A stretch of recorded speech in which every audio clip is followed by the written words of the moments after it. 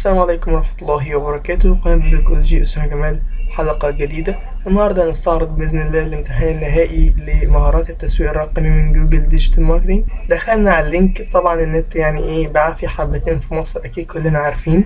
قبل بس ما نتكلم ونقول أي حاجة، عايز أعرفك إن في مشكلة حصلت معايا بعد الامتحان. خليك معايا لآخر الفيديو عشان تعرف ايه هي المشكلة، وكمان تعرف أنا حلتها ازاي وايه حلها. احنا دخلنا الحمد لله اهوت. خلصنا 99% من الكورس الحمد لله. الكورس عبارة عن 26 وحدة 40 ساعة. هو مش 40 ساعة قوي بالظبط الصراحة، لأن أنا لقيت فيديو على اليوتيوب أصلا مخلصهم كلهم في 3 ساعات، بس يعني عادي عادي. المهم يعني شوية نصايح كده عشان انت داخل الكورس. يعني حاول تخلي لك كده كشكول أو كراسة تكتب فيها اللي انت بتستفاده من كل فيديو انت بتتفرج عليه.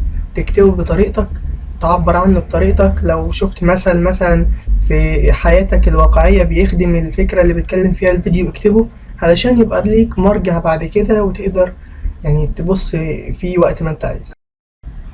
الاختبار 40 سؤال، علشان تنجح فيه لازم تحل 32 سؤال بس، يعني 80%. تمام.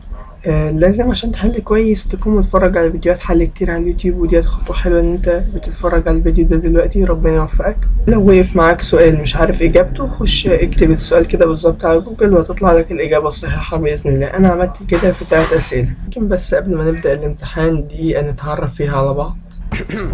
ده أنا أسامة جمال الدين، اتخرجت من كلية علوم قسم حيوان كيمياء 2018 2022، ودي قناة اليوتيوب بتاعتي ذا دوك او اس جي. هنبقى نرجع لها كمان شوية. الانستا، ودي بقى للناس الرايقة محبين الكواليس وما وراء الستار. كل ده بينزل هناك. ده غير بقى الصور مع المشاهير والعلماء، علماء الزملاء ابناء كليتي. واحد يعني في وكالة ناسا، والتاني مرشح لجائزة نوبل، ويعني كام جائزة في السكة كده، وليلة كبيرة سعادتك هناك. فلو مهتم روح اعمل فولو كده اللينك في الديسكريبشن. صفحة الفيسبوك يعني بصراحة انا مش عارف هناك احنا بنقدم ايه لحد دلوقتي، بس يعني اعمل فولو مش هيخسر، هتلاقي اللينك في الديسكريبشن برضه. نرجع لليوتيوب بقى، المنصة الأحب إلى قلبي. بنقدم حاجات كتير متنوعة ومفيدة.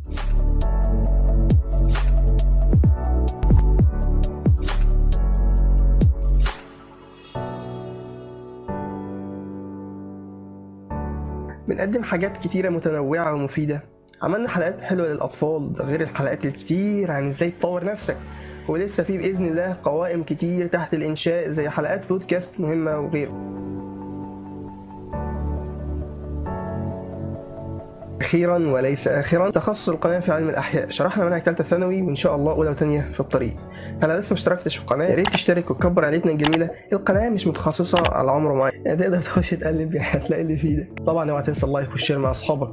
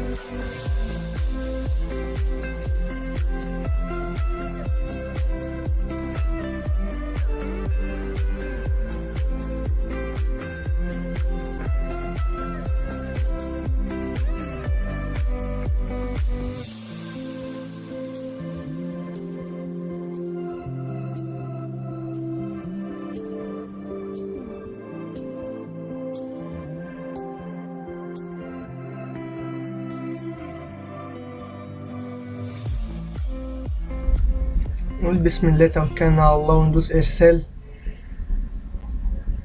الحمد لله نجحنا. بس ايه ده 87 بس؟ ده ظلم والله ظلم. كتبنا اسمنا والحمد لله. نخش بقى نجيب الشهادة. باركولي يا جماعة. أنا بصراحة يعني الواحد تعب في الكورس دوت. نزلها PDF. ايه ده؟ ايرور؟ ايه التاريخ ده؟ لا يا جماعة متهزروش.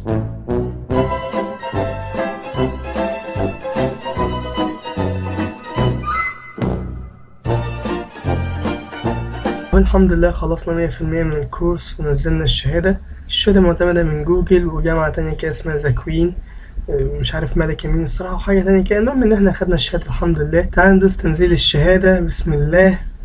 الشهادة فيها مشكلة للأسف، اسمي مش ظاهر، يعني أكيد مش بعد كل ده أخد الشهادة كده. فتعال نشوف الحل بقى عبارة عن ايه. الفكرة ان احنا كنا كاتبين اسمنا بالانجليزي، وانت لازم عشان تطلع الشهادة حلوة لازم تكتبها بالعربي. فاحنا هنعدل الاسم، هنخش على المزيد الملف الشخصي، نعدل الاسم نخليه بالانجليزي الاسم الاول والتاني، بعد كده ندوس سيف، بعد كده ننزل الشهادة من جديد تاني، وبإذن الله تكون صح وسليمة.